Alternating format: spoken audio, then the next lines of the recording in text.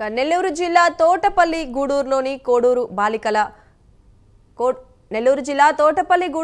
కోడూరు బాలికల గురుకుల పాఠశాలలో విద్యార్థులు అస్వస్థతకు గురయ్యారు. ఫుడ్ పాయిజన్ కారణంగా 30 మంది విద్యార్థులు గురికావడంతో వెంటనే వైద్యుని పిలిపించారు. ఇక 5 మంది విద్యార్థులు నీరసించిపోవడంతో నెల్లూరు ప్రభుత్వ ఆసుపత్రికి తరలించారు. తమకు సోమవారం నుంచి అస్వస్థతగా ఉన్న ప్రిన్సిపాల్ పట్టించుకోలేదని కూడా విద్యార్థులు ఆరోపిస్తున్నారు.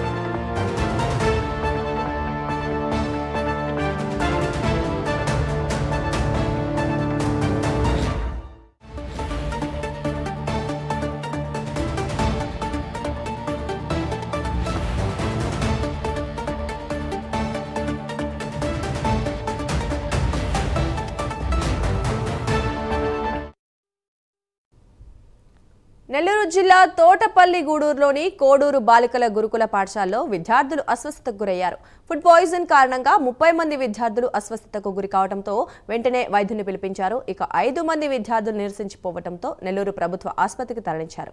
తమకు సోమవారం నుంచి అస్వస్థతగా ఉన్నప్పటికీ కూడా ప్రిన్సిపాల్ పట్టించుకోలేదని విద్యార్థులు ఆరోపిస్తున్నారు.